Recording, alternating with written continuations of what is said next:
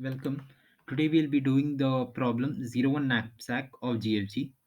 So the problem statement is pretty clear here that we need to choose such items from the bags, or I'll just read the question once again. So if you're not familiar with it, so you are given weights and value of n items. Put these items in a knapsack of capacity W to get the maximum total value in the knapsack. Note that we have only one quantity of each item. In other words, given two integers array of val, that is the value of the bag and the weight of that bag, which represents values and weights associated with n items respectively. Also given an integer w, which represents knapsack capacity. Find out the maximum value of subset of val. And here we cannot break the item, so we will have to strictly follow the 01 property. That means either we have to pick it or we do not pick it. So I'll just explain what do we have to do here. So right here we have been given the n, so that is the number of items, and weight, that is 4. So we have been given the value as well as the weights, and why the answer is 3, I'll just explain it to you. So consider this as our knapsack right here. Okay, I don't know why it is not.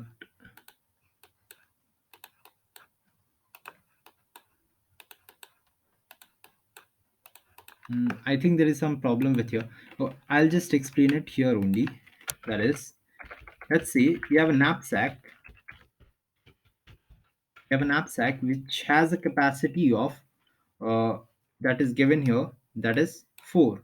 So our knapsack's capacity is 4. So what can we do here?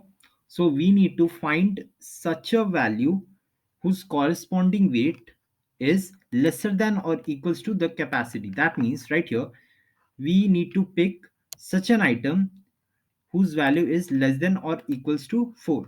So we can also pick here 4, right? We can pick here, but we will not pick here. Why? Because we need to maximize the value that we need to return. That means the value that I'm picking from here, the table right here, 1, 2, 3, we need to maximize it. That means take the largest possible value that we can for this knapsack is equals to 4. So if we pick the weight is equals to 4 bag, then we will have the value as only 1. That means I'll get 1 for the weight of 4. But instead, if I just pick the value 3 right here, value 3, which has a weight of 1, right? So this is the maximum possible value that we can pick from the bag here with the knapsack of 4. So after this, we'll be having this knapsack size remaining to be 3. So we have the knapsack size as still 3 right here, and in the bag we have the element 3 right here. So now we check, can we afford someone to take mm, keep the afford to keep an element in the bag with the size of 3. So I'll just check that no, I cannot, since I have a weight with 4 which is greater than 3, and 5 is also greater than 3, so we cannot do that. So how do we do this? We simply use a recursion method, that is to either pick or non-pick. And I'll just check if this is working.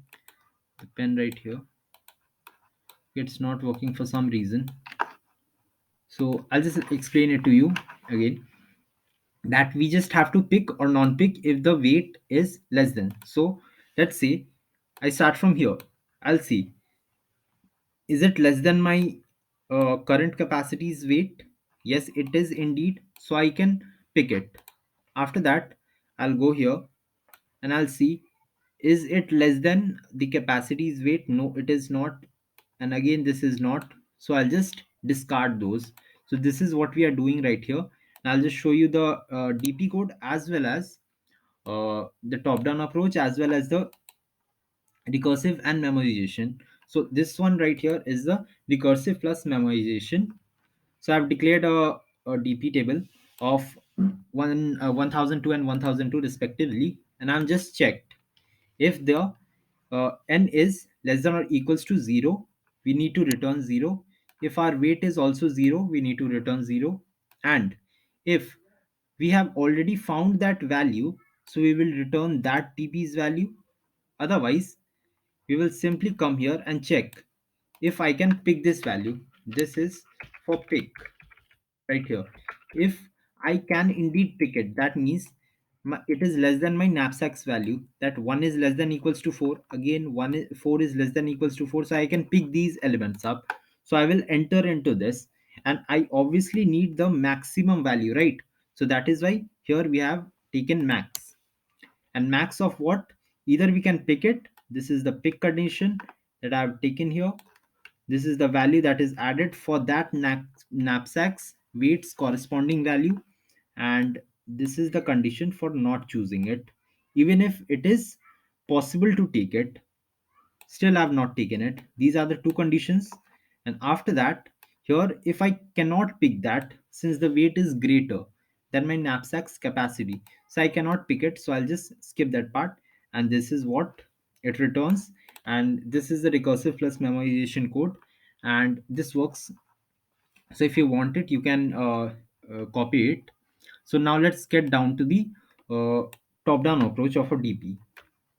So I'll just clear this.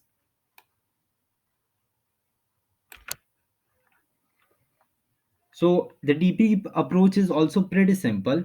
If I just show you, I'll just reset this code so as to show you the similarity between the DP and the top-down approach as well.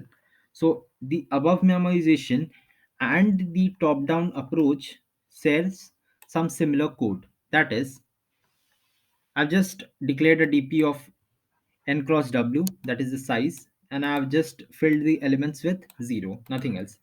So these are the two lines that are doing that. And here I've done the same logic. I've iterated from 1 to n plus 1 and from j is equals to 1 to w plus 1. That is the size of the knapsack.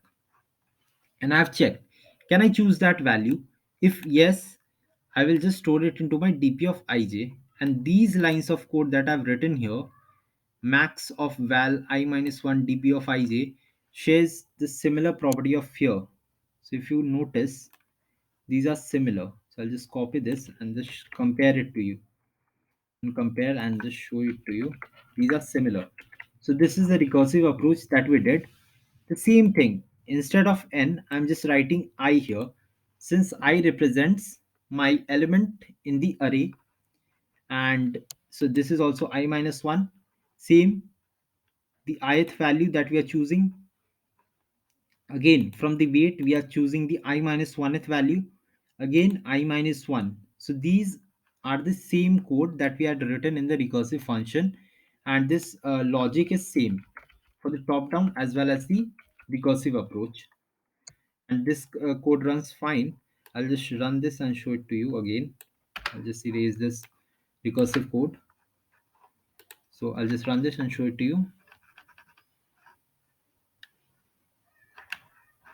This works fine. I'll just submit this again. Okay, this got submitted. And yeah, that's it for today. Thank you for watching.